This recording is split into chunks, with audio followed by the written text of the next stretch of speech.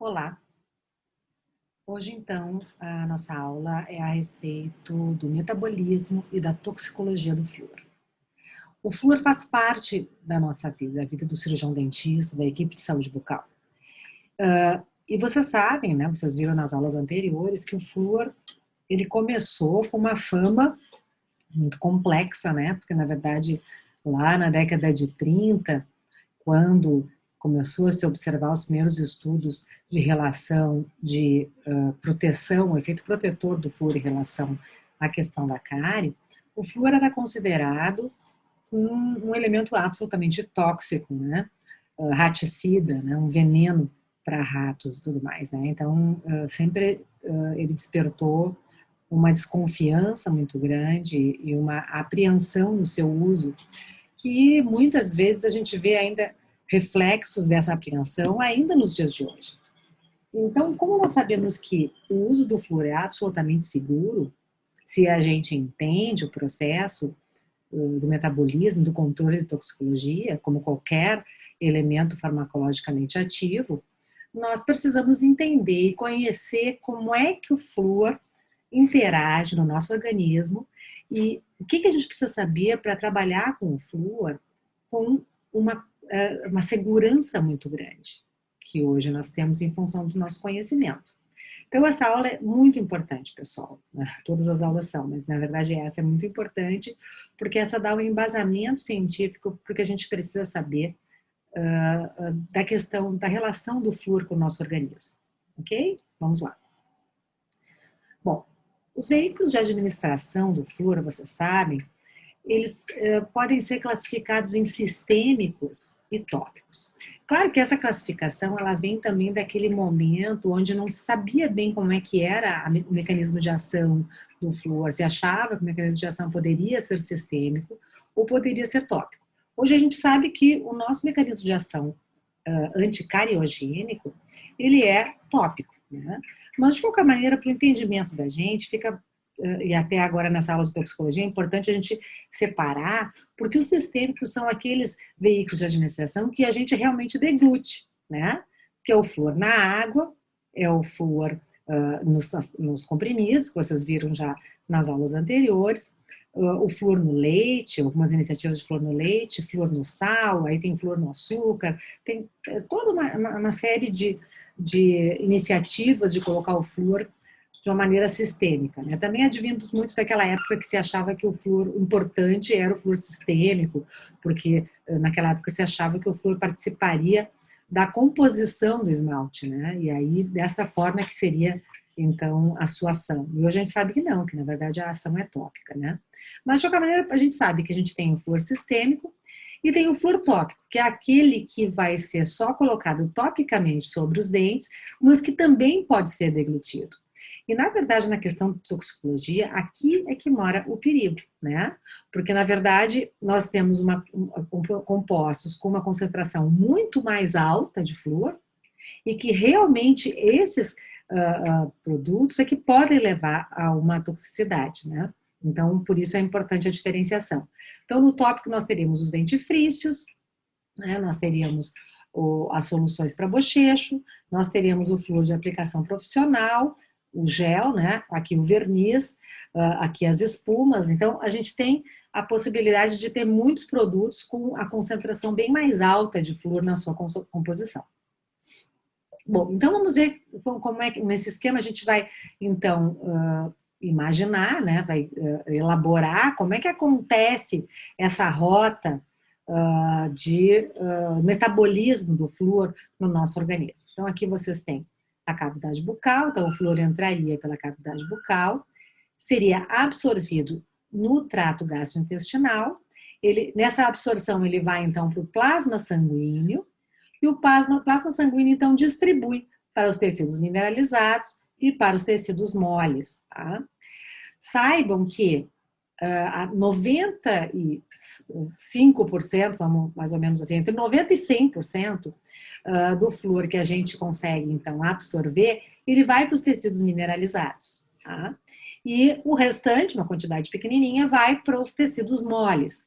Naturalmente, nos tecidos moles, nós vamos ter os tecidos, os órgãos mais irrigados, né, que o plasma, então, está mais presente, a gente vai ter uma distribuição maior, né, do flúor nesses tecidos, nesses órgãos com bastante circulação, em detrimento de outras áreas com menos circulação sanguínea, então nós teremos menos flúor. Nós vamos falar depois mais detalhadamente em relação a isso. E a grande via de excreção do nosso flúor, né, é via urina. Tá? Nós vamos então entender por que isso. Né? Então, a grande maioria do nosso flúor que entra no nosso organismo é eliminado através da urina. Vamos depois entender esse processo direitinho. Então, a absorção, a distribuição e a excreção. Então, essas 3 palavras a gente vai, então, por diversas vezes voltar para elas nessa aula, para vocês entenderem a diferença dessas 3 etapas da distribuição do flúor no nosso organismo. Bom, então aqui nós temos um gráfico mostrando a absorção. Aqui nós temos um gráfico da quantidade, da concentração de flúor no plasma sanguíneo. Então, entrou pela cavidade bucal, trato gastrointestinal, plasma sanguíneo, compartimento central, que chama, né? Plasma sanguíneo. Então, a partir da deglutição, nós temos ali na primeira meia hora a absorção maior. Então, o pico de concentração do flúor no plasma é maior ao redor dos primeiros 30 minutos da deglutição. Bom, gente, toda vez que eu falar para vocês alguma coisa desta aula, a parte teórica, eu vou viajar com vocês para a parte clínica, rapidinho, para a gente poder aproveitar aquele conteúdo, tá? Bom, por que é importante a gente saber essa importância desses primeiros 30 minutos de deglutição? Porque nós precisamos saber o metabolismo para poder agir nas situações extremas, gente. Então, por exemplo, houve uma deglutição acidental de uma concentração, uma quantidade, uma concentração maior de flúor, nós vamos ter que agir muito rapidamente, porque nesses primeiros 30 minutos é que nós temos, então, um momento crítico da questão da toxicologia, porque eu sei aonde eu tenho a quantidade de flúor disponível muito maior, de íon flúor disponível muito maior na minha corrente sanguínea. Então, as atitudes em relação à toxicidade do flúor têm que ser muito rápidas. Nós estamos falando de toxicidade aguda, tá, gente? Nós vamos em seguida comentar qual é a diferença da toxicidade aguda e da crônica, tá? Mas então, já há uma informação importante para a gente juntar, para a gente levar para o nosso dia a dia clínico. Bom, se houve uma deglutição, eu preciso agir muito rapidamente, certo? Bom, então essa primeira partezinha do gráfico me mostra a absorção do flúor no organismo, tá? Então, se eu colocar esse gráfico na prova, vocês vão saber que nessa primeira parte aqui do gráfico, ele está me mostrando o momento de absorção do flúor no organismo, ok? E aqui a quantidade de tempo, vocês vão ver que depois ele vai baixando e vai diminuindo a sua concentração de flúor no plasma sanguíneo, porque tem aí a distribuição e a eliminação acontecendo, que nós vamos falar em seguida. Bom, então, a minha absorção é feita através do trato gastrointestinal, no estômago ou intestino delgado. Tá? Quais são os fatores que podem interferir na quantidade de flúor absorvida? O tipo de composto fluoretado.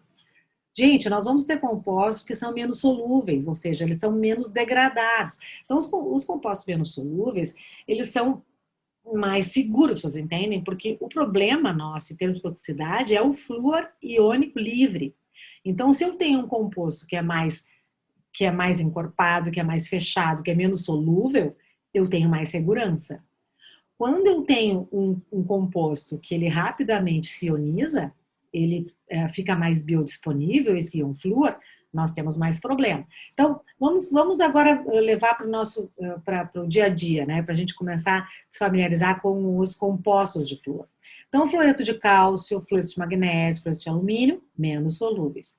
Fluoreto de sódio, que é o grande composto muito utilizado em dentifrícios, muito utilizado em compostos para aplicação profissional. Bom, quando a gente tem esse composto sendo deglutido, quase 100% deste íon flúor fica biodisponível, ou seja, ele rapidamente se solubiliza, tá? Então, aí é que mora o perigo. Ali, assim como a gente tem o flúor iônico para poder reagir positivamente em relação, por exemplo, à questão do controle da carne, no momento da desrê, nós também temos o problema de que se esse flúor for deglutido, ele fica muito rapidamente biodisponível, tá? Muito rapidamente ele está livre, circulante no nosso organismo. Bom, aí nós temos o MFP, que ele tem o Na2PO3 F, que é o MFP, que é o famoso MFP dos dentifrícios, que ele tem uma ligação de flúor e fosfato, que ele vai sendo liberado muito lentamente, porque ele precisa ser hidrolisado para, então, liberar o flúor. Tá? Então, acontece uma hidrólise, uma fosfatase, fazendo com que a absorção, quando este flúor for deglutido, seja mais lenta. Então, ele é mais seguro, o MFP, quando deglutido, porque ele precisa de todo esse processo bioquímico para poder, então, liberar o flúor. Então, seria um composto mais seguro em termos de toxicidade. Tá? Então, ele seria, então, mais facilmente levado para a questão segurança. Tá?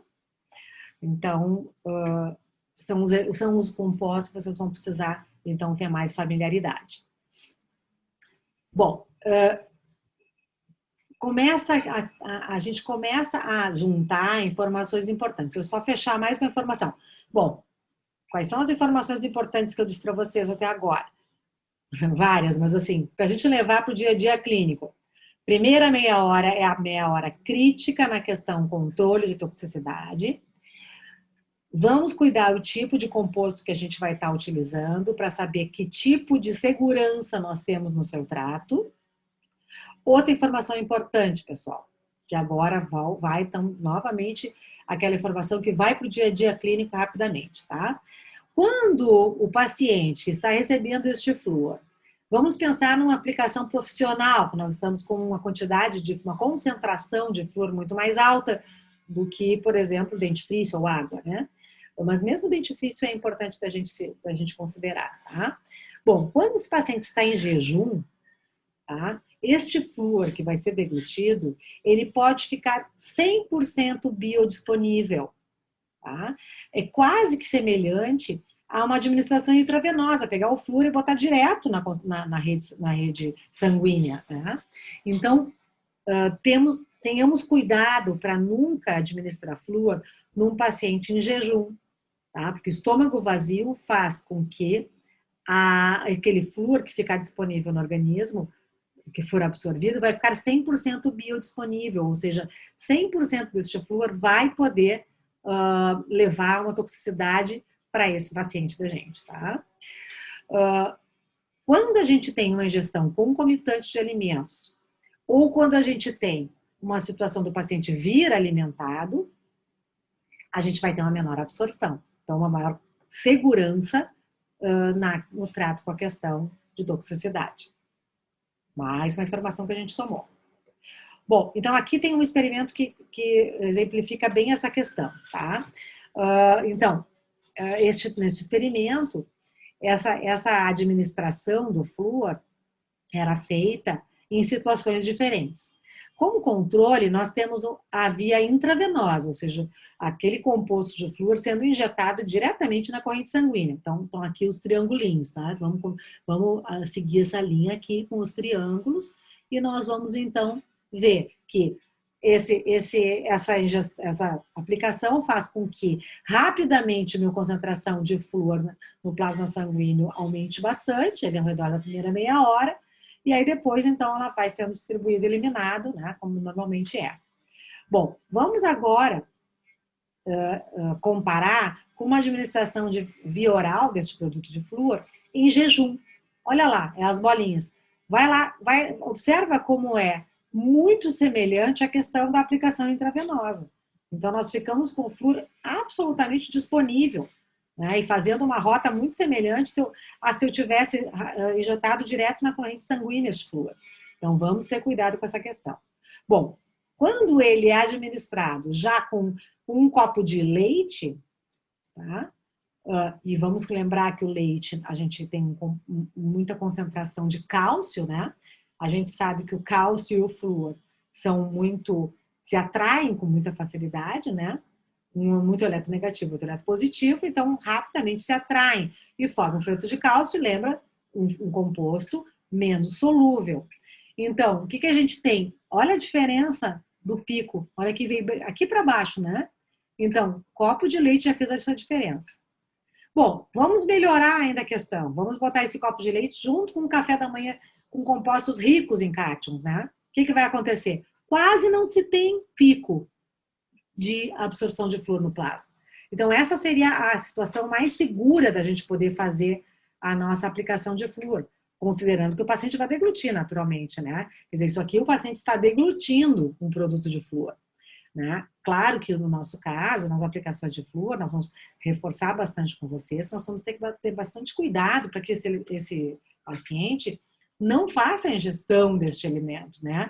Nós precisamos que o produto de flúor fique em contato com os dentes. De maneira nenhuma a gente precisa que haja deglutição, né? Então, nós temos que contar com o problema, com a coisa que deu errado. Ó, o paciente deglutiu. Bom, se o meu paciente deglutiu e está com o estômago cheio, a possibilidade dele ter toxicidade é muito baixa.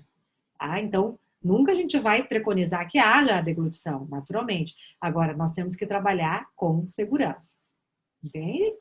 Então, mais um fator bem importante a gente agregar ao nosso dia a dia de uso de flúor. Né? Vocês sabem que o flúor é bastante importante. Né? Ele é imprescindível hoje em dia para o controle de cárie. Então, nós precisamos saber como manejar com esse produto de maneira segura. Então, a presença de alimentos no estômago reduz o tempo para atingir o pico do plasma, quase que não atinge, né, gente? Olha lá, nesse caso aqui quase que nem teve. Aqui mais ou menos às 2 horas, ao redor de um pouquinho de pico, né? Então, ele reduz o tempo e a altura do pico também diminui, tá? Então, a segurança é maior. Por que acontece isso? Vamos entender que processo é esse que faz com que a gente tenha mais segurança quando a gente está com o indivíduo com o estômago cheio. Quando a gente está em jejum, gente, o nosso pH é absolutamente ácido nesse estômago. Tá? O que acontece com o pH ácido? Nós temos o hidrogênio livre, muito hidrogênio livre.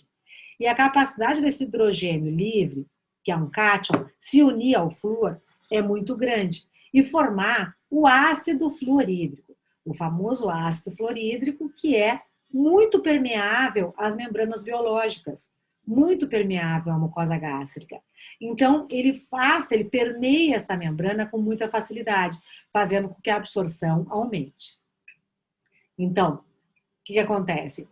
Esse flúor fica disponível na corrente sanguínea no plasma, né? Porque formando esse ácido fluorídrico, ele permeia com muita facilidade essas membranas. Bom, então, o pico plasmático, aquele que a gente viu no gráfico, ele é proporcional à dose ingerida. Então, quanto maior a dose, mais alto vai ser meu pico de absorção, tá?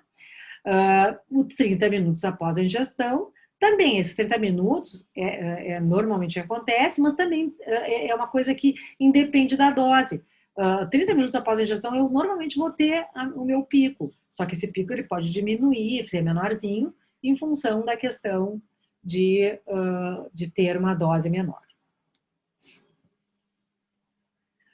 Outra coisa que é importante, vamos juntar aquele caderninho de anotações importantes para o nosso dia a dia clínico, tá? Existe uma relação muito grande entre o peso corporal e o pico plasmático. Existe uma relação inversamente proporcional, gente. E isso é muito fácil de entender.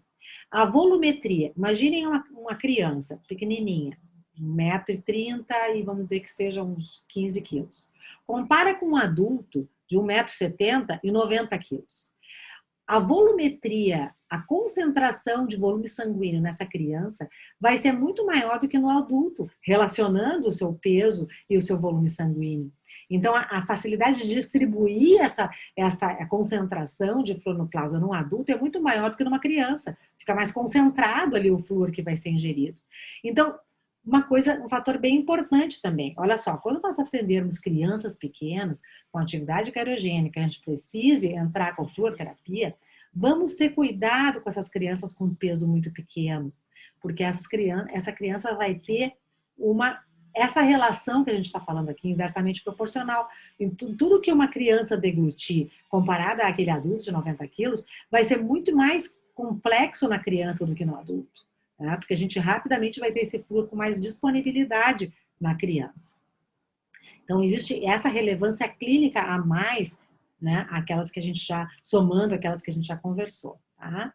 Então, incentivar, fato importante, incentivar a escovação de crianças muito jovens, baixo peso, logo após as refeições. Por quê? Porque a gente não vai ter aquela questão do pH ácido no estômago. Então, nós vamos diminuir a questão vamos dar mais segurança para essa questão. Tá? Opa, desculpa. Então, a absorção vai ser menor quando a gente estiver com essa criança alimentada, certo? E todos os pacientes, naturalmente. Mas a criança tem a questão dessa relação de volumetria. Bom, vamos agora começar a falar da distribuição. Tá? Então, eu recebi aquele flúor no plasma sanguíneo e vou, então, fazer a distribuição. Como eu falei para vocês, a distribuição vai ser distribuída em tecidos moles e tecidos mineralizados. Os tecidos moles, aquela concentração pequenininha que vai ficar nos tecidos moles, ela vai ter uma situação de mais concentração nos órgãos aqui que são mais vascularizados, né? O pulmão, o coração, o rim. E a distribuição vai ser menor em tecidos como os tecidos gordurosos, a pele, os músculos, que são menos vascularizados. Nós vamos ter menos flúor nesses órgãos do que em outros órgãos mais vascularizados. Depois disso, então, teremos a eliminação.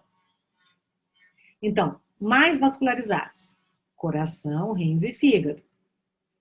Menos vascularizados, músculos, tecido adiposo e pele.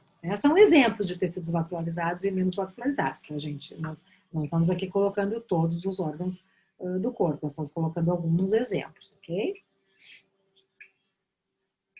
Bom, nós temos, em relação à distribuição com os tecidos duros, nós temos uma particularidade. A idade, que aqui está ali meio escondidinho, mas a idade, a maturação desses tecidos duros, no caso tecidos ósseos, vai também fazer alguma variação em relação a essa deposição desse flúor nesses tecidos, tá? Nós vamos ter maior deposição óssea em crianças. Por quê? Porque em crianças nós estamos na fase de crescimento e essa atividade grande desse tecido, em termos de reabsorção e neoformação, faz com que exista uma possibilidade maior do flúor se depositar nesses tecidos ósseos, né? E no caso de um esqueleto já formado, onde a atividade é bem menor, nós vamos ter menor deposição óssea. Então, além da gente ter uma deposição óssea nos tecidos, deposição do flúor nos tecidos calcificados, tecidos ósseos, nós temos que lembrar que naquele osso em fase de crescimento, vamos dizer, na infância, nós vamos ter, então, uma maior deposição ali. Ok? Mais uma informação importante. Outra coisa importante, não existe barreira placentária. Tá? Antigamente se achava que a placenta poderia ser uma barreira.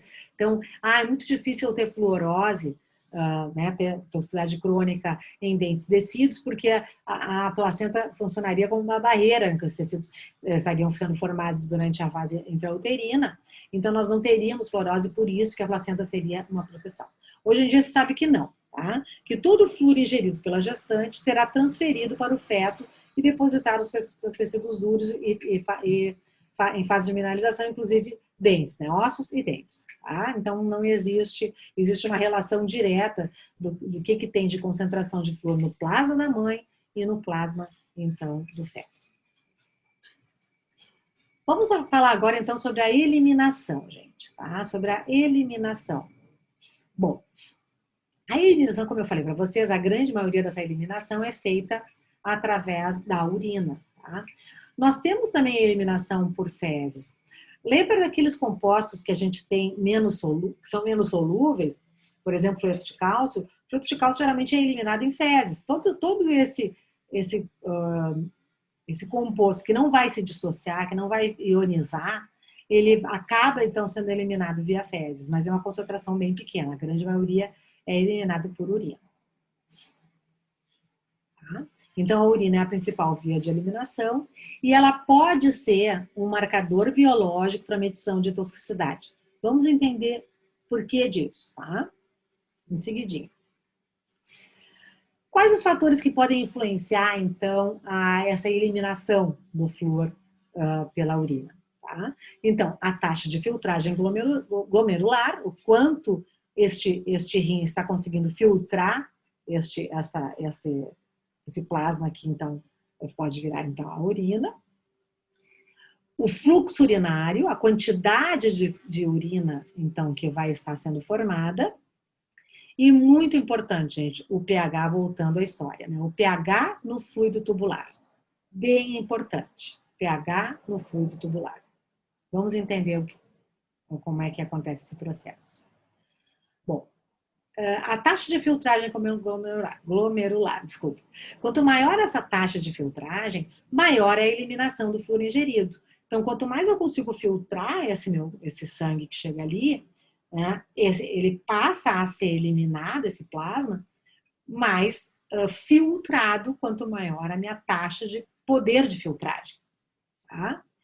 Então, quando eu tenho uma insuficiência renal crônica, eu vou acabar tendo mais flúor no plasma e nos ossos, porque eles não conseguem ser filtrados e passar e serem eliminados. Então, acaba ficando mais no plasma e nos ossos. Então, isso é decorrente de uma deficiência do processo de filtragem sanguínea. Então, algumas doenças crônicas podem, então, acometer o paciente de ter a possibilidade de ter mais toxicidade, né? Porque ele acaba ficando com a concentração de flúor maior no seu organismo. Tá? O fluxo urinário. Quanto maior o fluxo urinário, maior é a eliminação do flúor ingerido. Quando a gente estimula o fluxo urinário, bom, agora já vem a questão de como é que eu vou tratar um paciente com intoxicação aguda. Um dos tratamentos é a administração de diuréticos, porque eu estou fazendo com que, estimulando a possibilidade desse fluxo ser maior de eliminação. Esse fluxo urinário vai ser maior e eu vou acabar podendo eliminar maior flúor ingerido que está ali disponível. Então, isso é um dos tratamentos que se faz para um caso de intoxicação aguda. Bom, agora vamos lá falar sobre o equilíbrio ácido-base que acontece, que é bem importante, que influencia a questão da gente poder ter esse flúor ou iluminado ou não do nosso organismo. Tá? Então, o pH do fluido tubular. Lembrem que toda vez que a gente tem uma possibilidade de ter o pH ácido, aqui é um exemplo de uma urina alcalina e um exemplo de uma urina ácida, tá? Nós vamos ter a possibilidade de ter, com a maior quantidade de hidrogênio livre, a formação novamente daquele nosso ácido fluorídrico. Lembrem que o ácido fluorídrico é permeável a membranas e ele acaba sendo permeável também às membranas tubulares. Então, o que acontece? A gente vai com o flúor sendo eliminado, quando ele chega ali nos túbulos renais, o pH ácido faz com que a gente forme o ácido fluorídrico e ele então é reabsorvido. Ele volta para a corrente sanguínea não sendo eliminado. Então, toda vez que a gente tiver a presença de uma urina ácida, a possibilidade de a gente ter esse flúor reabsorvido, ele estava quase sendo eliminado, acaba sendo reabsorvido novamente para a questão do nosso organismo, né? Então, ele acaba voltando para o nosso organismo e podendo novamente, então, ser tóxico ao nosso organismo. Tá? Então, quando a gente tem uma urina alcalina, nós temos a grande possibilidade de eliminação normal desse nosso flúor. Agora, quando a gente tem uma urina ácida, a gente tem a possibilidade desse flúor ser reabsorvido. Tá?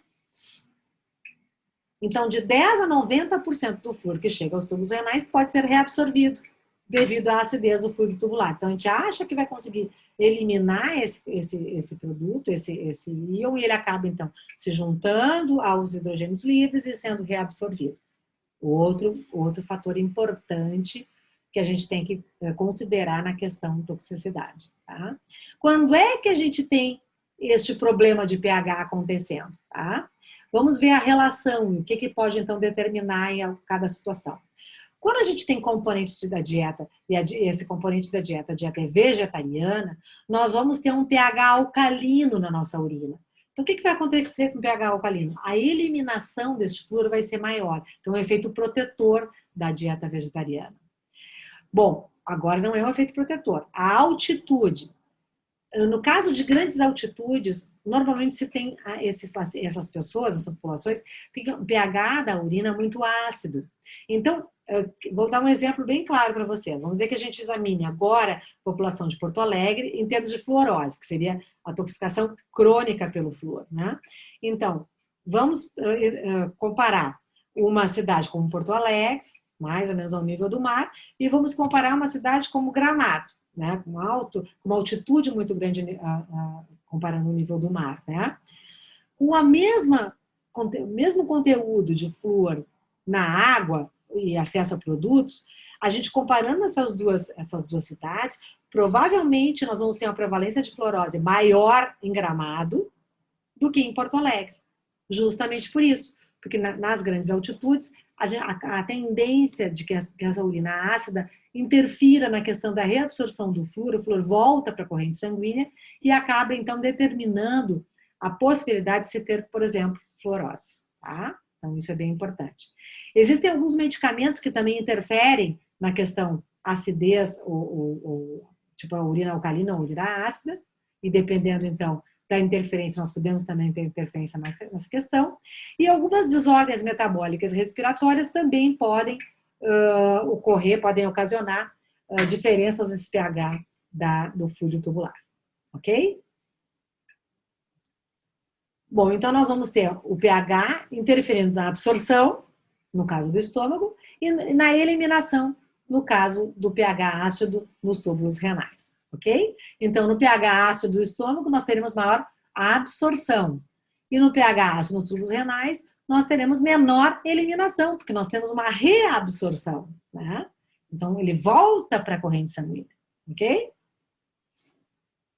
Ambos causam aumento do flúor circulante no plasma sanguíneo. Tá? E podem, então, causar diferença na questão toxicidade. Toxicologia aguda, gente. Bom, tivemos uma boa ideia do metabolismo do flúor, podemos então falar um pouco sobre toxicologia aguda. Vocês vão ver que agora, a partir de agora, nós vamos só reforçar informações que a gente já deu nesse início de aula para vocês. Tá? Intoxicação aguda. Quando grandes quantidades de flúor ficam disponíveis no nosso organismo por um curto período de tempo, ou seja, houve uma ingestão acidental de uma quantidade grande de flúor.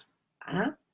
A intoxicação crônica é aquela que doses pequenas acima do normal são disponibilizadas para este organismo por um longo período de tempo. Isso é o caso, por exemplo, da fluorose. Né?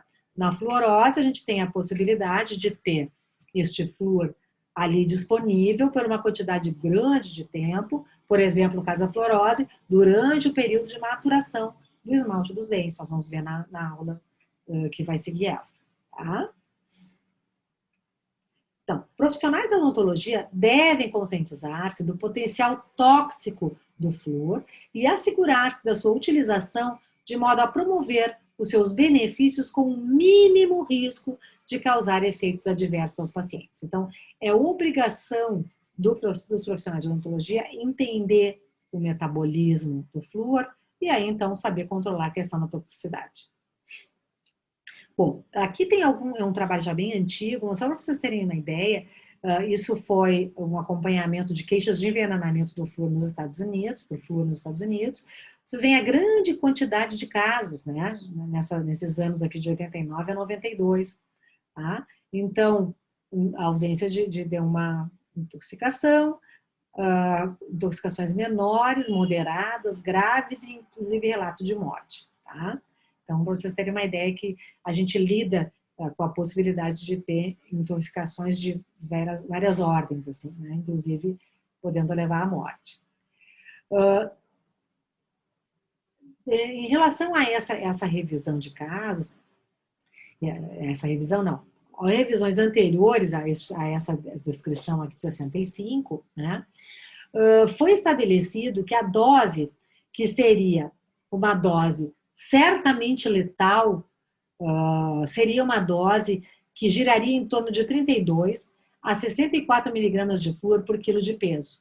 Então, com essa dose aqui, segundo os relatos de casos, de acidentes, com essa dose a pessoa seria levada à morte, tá? Bom, isso variou, isso não se utiliza mais essa dose, pessoal, vocês não precisam nem fixar muito este número. Por que não se utiliza mais? Porque em crianças, por aquelas diversas razões que eu já vim conversando com vocês desde o início dessa aula, toda a questão da toxicidade é muito mais ativa, é muito mais severa do que num adulto. Então, os parâmetros hoje de doses tóxicas vão sempre girar em torno da dose que vai ser tóxica para uma criança pequena, justamente porque é nesses casos que acontecem os problemas maiores, que a gente vai em seguida mostrar para vocês alguns casos relatados já na literatura, que aconteceram com crianças, justamente por causa de todas essas razões que a gente já conversou com vocês até então, né? A questão da volumetria, né? A questão de que justamente porque a criança também está mais sujeita a acidentes desse tipo, né, gente? Bom, então aqui tem alguns casos relatados, e aqui vocês veem sempre casos de morte, né? Morte, relato de caso de morte. Observem as idades, 27 meses, né, um pouquinho mais de 2 anos de idade, 3 anos de idade, 3 anos de idade, todos meninos. E aqui as doses, essa aqui foi uma dose de 3,1 a 4,5 miligramas de flúor por quilo de peso. Aqui já foi uma dose maior, 16 miligramas de flúor por quilo de peso. Aqui gerou em torno de 24 a 35 miligramas de flúor por quilo de peso. E aí, vamos ver que tipo de flúor que essas crianças foram expostas. Era na época daqueles tabletes de flúor que vocês viram na aula, que a gente discutiu mais a questão do uso racional, onde se falou a questão da dose sistêmica, né, que era importante, o flúor sistêmico. Então, se utilizavam tabletes de flúor nos locais onde não tinha flúor na água, né? Então, aqui, essa criança morreu depois de ingerir 100 tabletes de flúor, a morte foi após 5 dias. Nesse caso aqui de 3 anos, 200 tabletes de flúor, morte após 7 horas. Aqui são os autores dessas descrições. E aqui foram, esse caso de criança de 3 anos, solução para bochecho de fluorescanoso a 4%, morte após 3 horas. Né? Então, toda a situação envolvendo crianças pequenas, nessa fase oral, onde realmente tudo vai para a boca. Né? Então, tem que ter esse cuidado. De qualquer maneira, são casos que levam a gente a ter essa preocupação. E observem essa dose aqui, que é bem baixa, né, comparada àquela outra dose certamente letal, olha lá, 32 a 64 miligramas de flúor por quilo de peso, só que aqui a criança morreu com 3,1 a 4,5. Então, por causa dessas razões, que a dose hoje considerada tóxica, ela é bem menor do que aquela dose anterior lá, decretada em 65, tá? Bom, nós temos no Brasil um caso relatado, publicado em 89, de uma criança de 3 anos. Só que esse caso aqui é um caso que aconteceu em Maceió e foi uma soma de problemas, né? Uma soma de erros, né? Então, aqui está colocado o fluoreto de sódio a 33%. Bom, primeiro ele fez a profilaxia, esse profissional fez a profilaxia com uma pasta fluoretada com flúor. Tá? Então, provavelmente sem cuidados, então ele já começou a deglutição de flúor erroneamente, né? E aí depois ele utilizou esse composto, que é um composto para dessensibilidade dentinária, quer dizer, aqueles pacientes que têm dor no colo dentinário, se coloca esse flúor no localzinho do colo, com toda a questão de segurança, de controle, de isolamento e tudo mais, e colocado numa situação, comparem ao 1,23%, que é o flúor gel que a gente utiliza normalmente na clínica. Então, comparem um com 33%. Ele usou um produto que não é para aplicação tópica de flúor, para utilizar em aplicação tópica de flúor numa criança de 3 anos, que é aquela criança que tem todo aquele problema de deglutição, problema da volumetria, que eu falei para vocês. Então, todo esse cuidado que foi, então, desprezado, né? Então, ele foi submetido a 145 mil ppm de flúor, que ele foi submetido, essa criança, né? E a criança tinha, então foi submetida a dose dela, a dose que levou essa criança a falecer após 4 horas, foi de 15 a 20 miligramas de flúor por quilo de peso. Então, uma dose muito alta. A dose que foi considerada provavelmente tóxica. Por que ela é provavelmente tóxica, gente? Porque como tem tantas variáveis que podem estar envolvidas, vamos colocar uma variável só como exemplo. Por exemplo, o estômago estar vazio ou cheio faz bastante diferença. Então, para uma criança que tiver com o estômago vazio, essa dose de 5 miligramas de flúor por quilo de peso pode levar à morte. Ou pode levar à náusea se a criança tiver com o estômago cheio. Então, desde náuseas até a morte. Então, por isso que a dose é provavelmente tóxica. Vamos lembrar que esse menino aqui foi submetido a uma dose de 15 a 20 miligramas de flúor por quilo de peso. Então, está bem acima dessa dose aqui, considerada provavelmente tóxica. Mas se vocês lembrarem aqui, ó, vamos voltar lá para aqueles... Olha lá, aquela criança de 27 meses, com uma dose de 3,1 a 4,5 miligramas de flúor por quilo de peso, ela morreu. Então, por isso, numa criança com essa mesma dose, pode levar à morte. Então, em função disso, de outros relatos, se optou, né, a academia optou por utilizar para segurança essa dose chamada de DPT, dose provavelmente tóxica, tá? Porque ela pode sim levar à morte ou algum tipo de reação de intoxicação. 5 miligramas de flúor por quilo de peso. Tá, mas como é que eu vou saber o que significa isso no meu dia a dia clínico, né? Então, essa dose, eu preciso saber que pode haver possibilidade de sinais, sintomas sérios, como risco de vida, exigindo tratamento de emergência até a hospitalização nessa dose. Então, tem uma gama de possibilidades que pode acontecer com o meu paciente com essa dose sendo ingerida. Tá? Então, o que eu preciso saber para calcular essa dose? Como é que eu vou saber isso, né? É uma coisa tão importante, eu preciso saber como eu vou saber em que momento eu vou estar com essa dose ali disponível, né? Sendo ingerida por esse paciente. Então, eu preciso saber a concentração de flúor dos produtos que eu estou utilizando, a quantidade ingerida deste produto e o peso corporal dessa criança. Então, eu preciso saber que peso corporal essa criança tem. Tá? E a quantidade ingerida, eu vou determinar essa quantidade que vai chegar nesse paciente, e a concentração de flúor dos produtos eu preciso saber.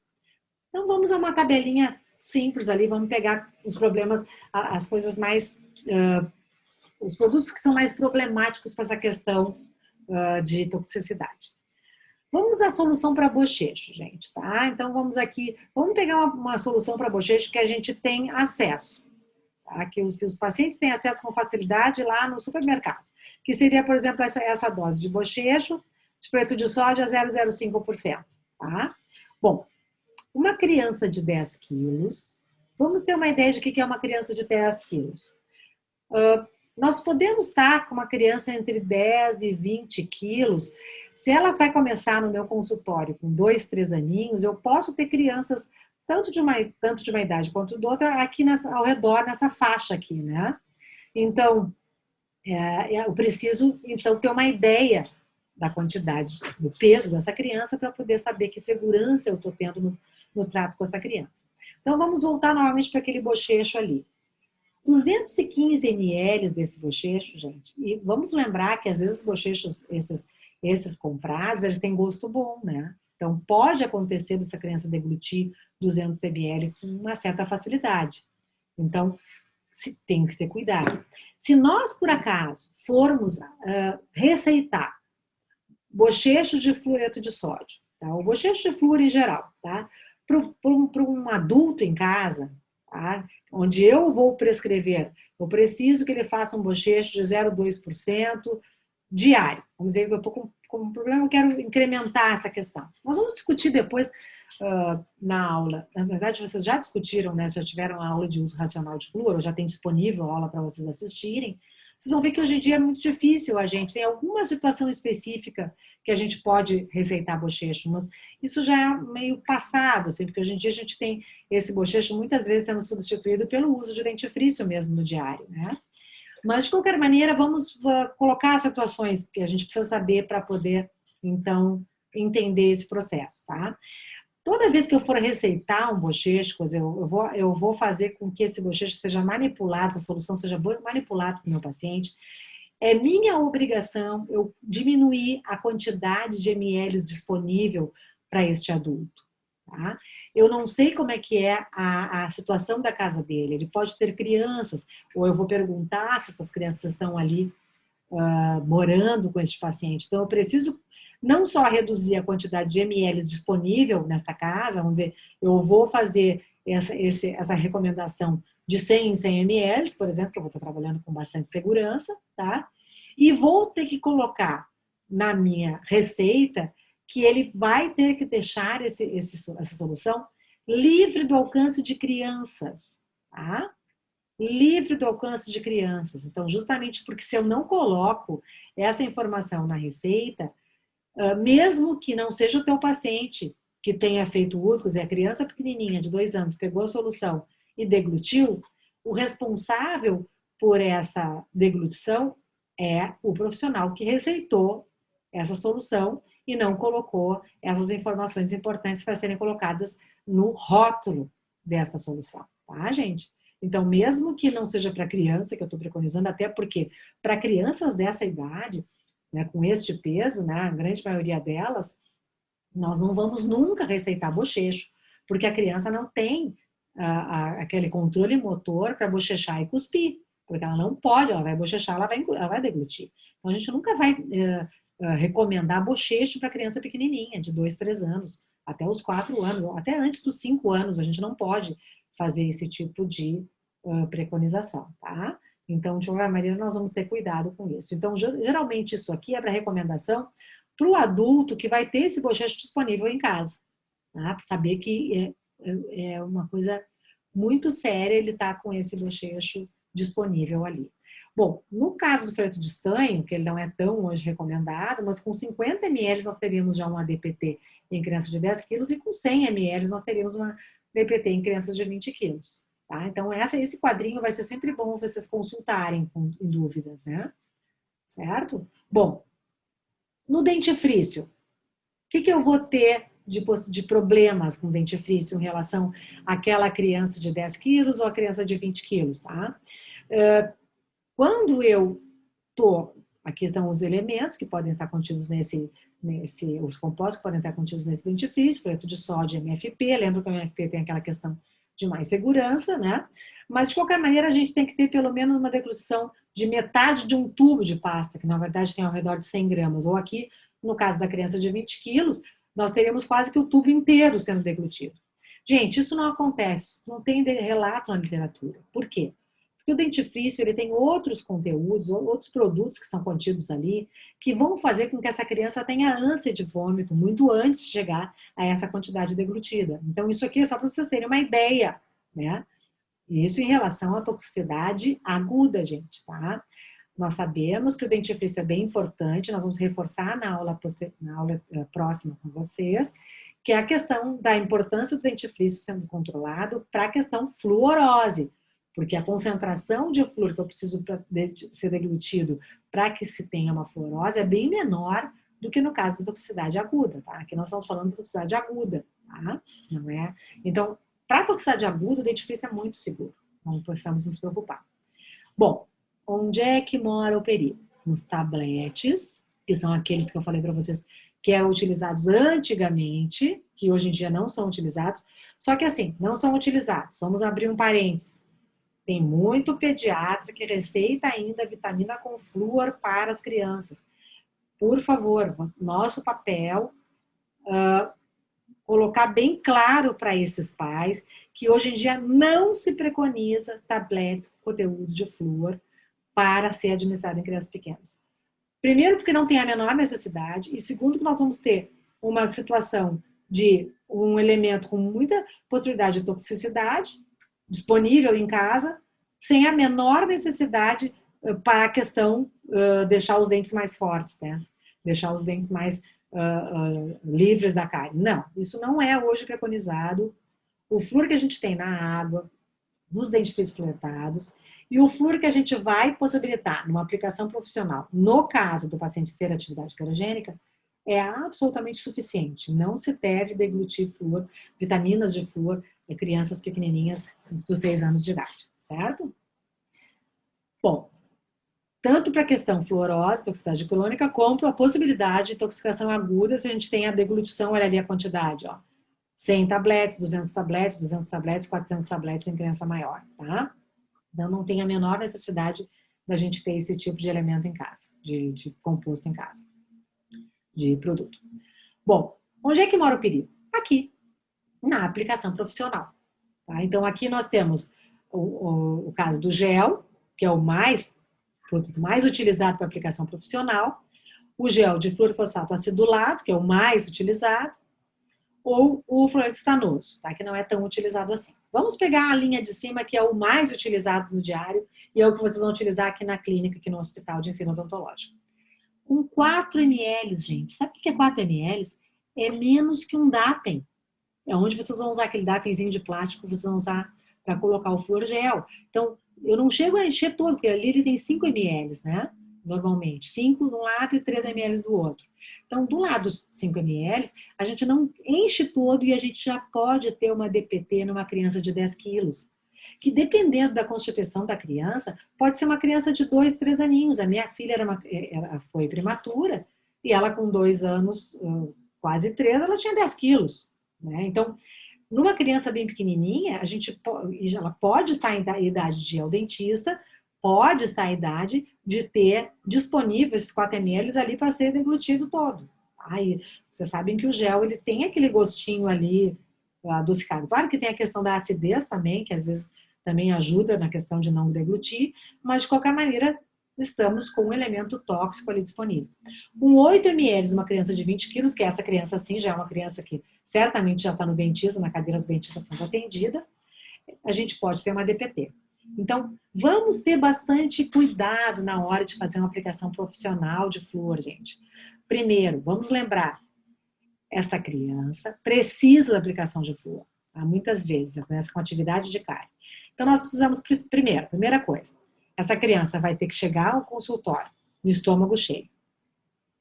Vai ter que ser atendida com a cadeira completamente em 90 graus. Não tem criança deitada recebendo flúor gel.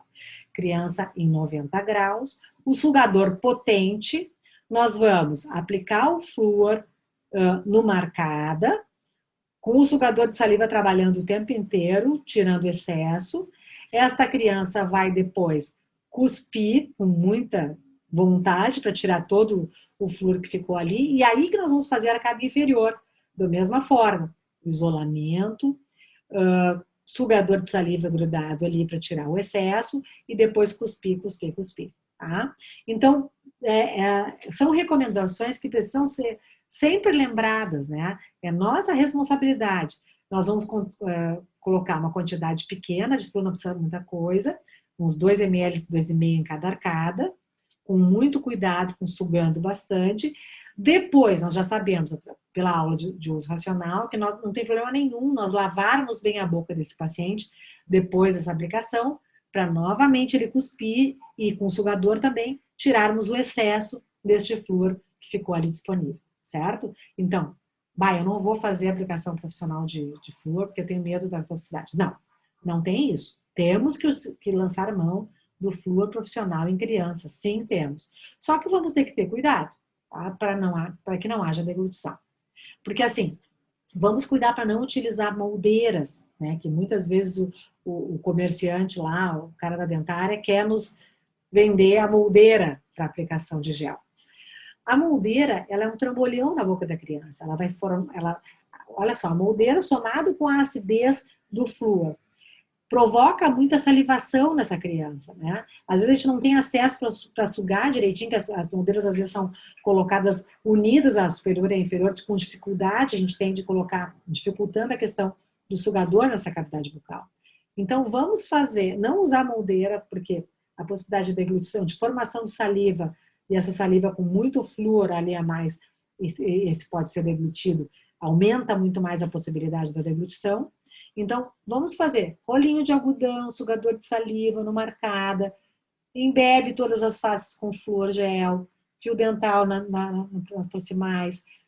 Vocês sabem que é ao redor de um minuto em cada um dos dentes, que vai dar ao redor de 2 minutos por cada arcada. A gente já tem o fluido de cálcio que a gente quer, já está ali formado. A gente pode, então, remover todo esse isolamento e repetir na arcada inferior, tá? Para possibilitar que a gente tenha mais controle e mais segurança nessa aplicação de flúor. Ok? Bom, quais são os fatores, então, que estão relacionados à possibilidade de toxicidade? O tipo de composto químico, a gente já falou, que alguns compostos rapidamente, como o fluoreto de sódio, por exemplo, ele rapidamente se dissocia e fica na deglutição ele pode ficar biodisponível com muita facilidade. Então, tem alguns compostos que são mais seguros que outros. Tá? A rota de administração, a gente precisa saber muito o controle dessa rota. A idade e o peso, naturalmente, é importante desse paciente, por causa da volumetria que a gente já falou, e também por causa da disponibilidade, no caso dos ossos, né, da gente ter esse tecido ósseo ativo e poder, então, depositar mais ou menos flúor neste osso. O pH é importante bastante, e ali a gente novamente repete na questão do equilíbrio ácido-base, lá na questão dos túbulos renais, que também vai ser bem importante a gente levar em consideração. Bom, quais são os sinais e sintomas de uma intoxicação aguda? Como é que eu sei que o meu paciente, então, está intoxicado? Tá? Primeiros sinais que são específicos: náuseas, vômito, ele ficou meio enjoadinho ali, né? Pode ser sinal de intoxicação. E aí pode ter dor abdominal. Gente, é muito importante a gente ter no nosso consultório ou no nosso local de trabalho uma caixinha de leite, caixinha longa-vida de leite, para que a gente possa administrar na dúvida, tá? Por que disso? Porque o leite é rico em cálcio, e o cálcio tem uma possibilidade de quelar o flúor, né, de se atrair por este flúor que ficou ali disponível, né, no organismo, e ele vai, então, se unir ao cálcio e vai aumentar a eliminação via fezes desse composto. Lembrem disso. Então, teve tá enjoadinha, criança pequenininha, normalmente vai acontecer, mesmo com adulto, fiquei meio enjoada depois de receber essa aplicação de flúor. Um copinho de leite já vai normalizar essa questão em muitas das situações. Tá? Em situações de uma intoxicação leve, o próprio leite já vai ser suficiente. Então, tenhamos sempre uma caixinha de leite no nosso local de trabalho.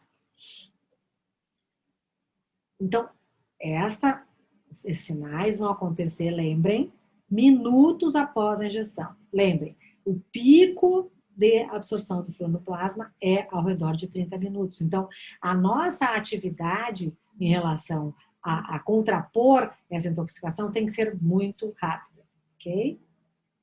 Então, sinais que não são específicos. Pode haver uma salivação excessiva, irritabilidade, descamação da mucosa, diarreia, cefaleia, fraqueza, suor frio, convulsões. Vai havendo uma progressão. O que vai acontecer? Fraqueza generalizada, espasmos, tetania, redução do nível de plasma de cálcio. Por quê, gente? Porque o flúor vai captando este cálcio do organismo. Por isso a tetania, por isso a redução dos níveis plasmáticos de cálcio. A pulsação começa a ficar fraca, a redução da pressão arterial, a arritmia cardíaca, pode haver então a desorientação, coma, podendo levar à morte. Horas após a ingestão, como eu já mostrei nos casos relatados para vocês. O tratamento. Eu preciso diminuir a quantidade de flúor disponível, gente. Para isso, indução do vômito, lavagem estomacal, administração de cálcio. Lá o velho leitinho que eu já falei para vocês. Eliminação do flúor ingerido. Administração de diuréticos, como a gente já falou também anteriormente nessa aula. O tratamento vai depender da dose ingerida. Tá? Bom, vamos lembrar. Quando eu estou numa dose que é um pouquinho menor até que a dose provavelmente tóxica, que é a dose de 5 miligramas de flúor por quilo de peso, eu posso dar aquele meu velho leite, como eu já falei para vocês, que eu vou ter a solução do problema. tá? Agora, se eu já estou entre 5 e 15 miligramas de flúor por quilo de peso, bom, aí eu tenho necessidade de indução do vômito, necessidade de cálcio via oral, só que aí o leite também pode entrar, mas aí já entramos com uma concentração mais alta do gluconato de cálcio a 5%. Interessante a hospitalização para observar o que vai acontecer, porque a gente não tem exatamente a certeza de quanto que foi ingerido por esse paciente, tá? Agora, quando a deglutição é muito maior, a quantidade pode ser muito maior, a concentração maior, que equivale a mais de 15 miligramas de flúor por quilo de peso, nós precisamos relevar rapidamente este paciente para uma hospitalização imediata, e lá o cálcio vai ser administrado endovenosamente, diuréticos vão ser administrados, indução do vômito, monitoramento cardíaco, medidas gerais para choque. Tá? Isso também é bem importante de lembrar. Recomendações importantes. Para flúor no uso domiciliar. Manter produto fluoretado longe do alcance de crianças, como eu já falei para vocês. Prescrever quantidades pequenas de solução para bochecha, como eu já falei para vocês também. Escovação de crianças pequenas. Técnica transversal. Em vez de colocar aquela quantidade gigante de dentifrício ao longo das cerdas da escova, nós vamos pegar a sardinha da escova e vamos usar a técnica transversal. Nós vamos falar novamente dela também na próxima aula, quando a gente falar de intoxicação crônica sobre o flúor. Tá? E sempre, rapidamente, após a refeição. Por quê? Porque nós vamos estar com o estômago cheio. Tá? E também ajuda na questão segurança. Bom, na aplicação profissional, lembrando, paciente sentado, posição vertical, isolamento relativo, rolos de algodão, uso de sugador, controlar a quantidade de gel aplicado, não deixar o paciente sozinho, pedir para o paciente cuspir bastante, fazer uma arcada e depois fazer a outra arcada. Ok, gente? Então tá, eu espero que essa aula tenha sido bem produtiva para vocês e nos vemos então na nossa próxima aula.